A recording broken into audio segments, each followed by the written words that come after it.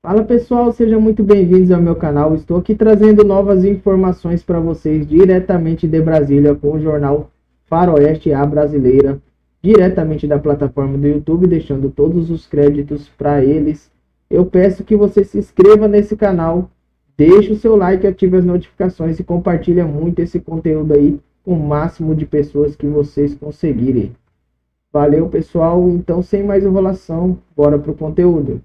A defesa do ex-presidente da República, Jair Bolsonaro, recebe a decisão da primeira turma do Supremo Tribunal Federal com respeito. Contudo, não pode deixar de manifestar profunda discordância e indignação com os termos da decisão majoritária. Fecha aspas. A defesa do Bolsonaro também afirmou que apresentará recursos tanto no Brasil quanto no exterior contra a decisão da primeira turma do STF. Na nota, os advogados Celso Vilardi e Paulo Cunha Bueno classificaram as penas aplicadas como, abre aspas de novo, absurdamente excessivas e desproporcionais. Professor Suano, tendo 3 juristas na mesa, a gente vai aprender ouvindo eles. Sim. E por uma questão de respeito ao eterno xerife, a fala é tua, Pavivi.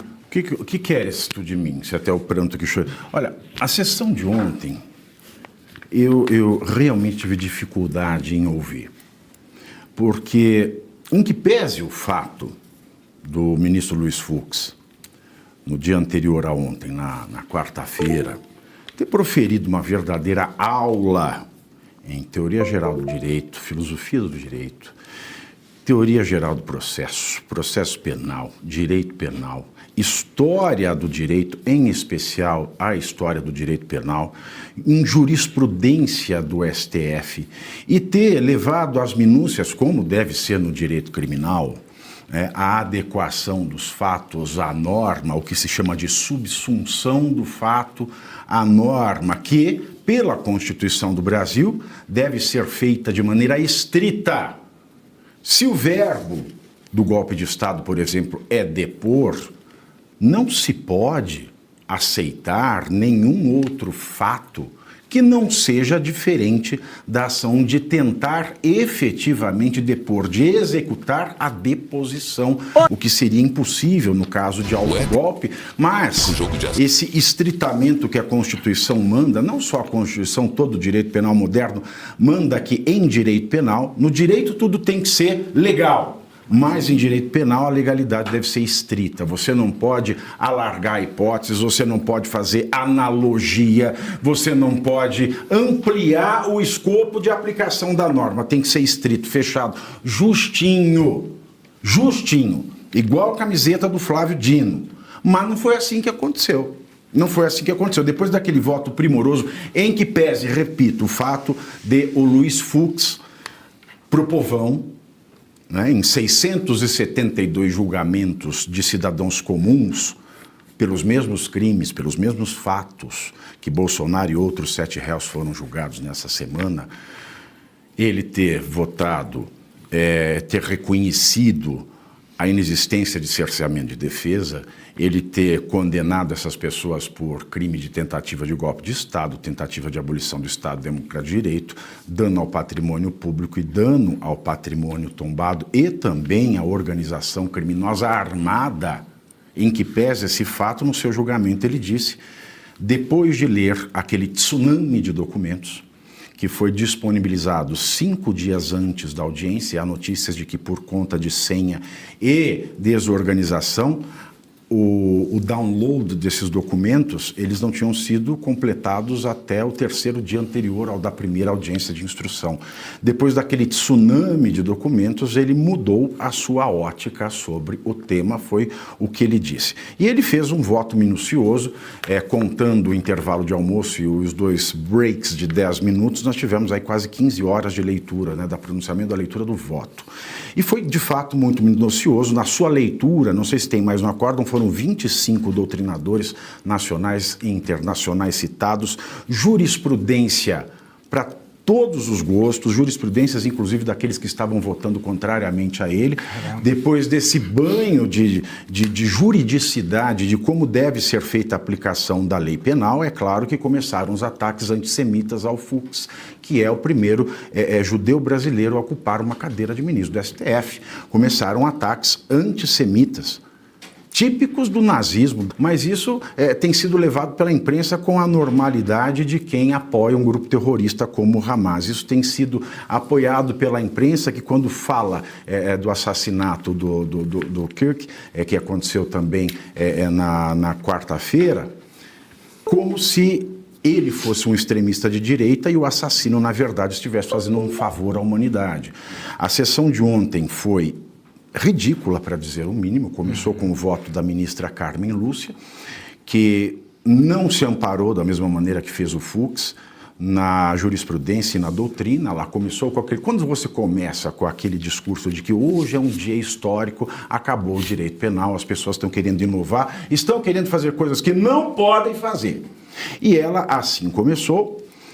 Não contradisse o voto do Fux. Muita gente achava que ela fosse fazer um contraponto minucioso a tudo que o Fux trouxe, mas não fez. O voto devia estar pronto e eu nunca vi, e acho que a Globo perdeu a oportunidade também de falar do interrupting, porque eu nunca vi uma mulher ser tão interrompida na minha vida pelo Moraes, pelo Dino. Até o Zanin interrompeu a Carmen Lúcia com mostra de vídeo, ou seja, uma coisa impensável para o Supremo Tribunal Federal. Carmen Lúcia condenou a todos, depois foi seguida do Cristiano Zanin, que fez o mesmo. Então, o recado que o Cristiano Zanin ele deu ali foi o seguinte: olha, quando eu era advogado, as minúcias do direito importavam, agora não importam mais. Ou seja, se os fatos tivessem como réu o presidente Lula, eu julgaria de um jeito. Agora, como é o inimigo do Lula, eu julgo do outro. E as mensagens do voto do Zanin foram piores ainda.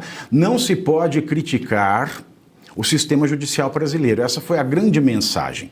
Não é impassível de crítica, e o Zanin, por fim, acompanhou todo mundo, citou doutrina do direito, só que citou Klaus Roxin, não citou um penalista brasileiro, não falou do direito penal brasileiro, e o que é pior, também foi interrompido pelo Moraes, foi interrompido pelo Dino com gracejos, e também foi interrompido pela Carmen Lúcia, e essa foi a parte mais triste desse julgamento, porque a Carmen Lúcia, numa cena que ela estava gaga, ela não sabia, ela estava totalmente perdida nos seus pensamentos, ela comparou Jair Bolsonaro a um câncer.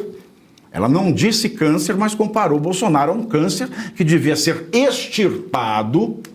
E ainda por cima quis fazer uma citação de Victor Hugo, autor de Les Misérables, para tecer loas à punição exemplar, que é uma coisa da Idade Média. Ela falou, como dizia Victor Hugo, isso serve de exemplo. Eu não sei se ele diz essa frase em Les Misérables, mas a punição exemplar que Victor Hugo faz em Os Miseráveis é para criticar o sistema jurisdicional francês, um sistema formado por homens ricos enquanto o povo morria de fome. E qualquer semelhança com o fato de um povo que vive de bolsa, em que mais de 50% não tem casa para morar, e um juiz do Supremo compra à vista, ou seja, seus familiares compram à vista uma mansão de 750 metros quadrados a 12 milhões de reais sem financiamento, seria mera coincidência se a Carmen Lúcia não tivesse trazido essa citação sem nexo no seu aparte ao voto do ministro Cristiano Zanin Martins. Ou seja, é tudo muito bizarro, e foi bizarro também, e eu finalizo aqui, o fato de o Alexandre de Moraes já ter iniciado a dosimetria da pena ontem. Por que ontem? Ontem foi 11 de setembro. 11 de setembro, faz 24 anos que as Torres Gêmeas foram derrubadas por terroristas islâmicos em Nova York, em 2001.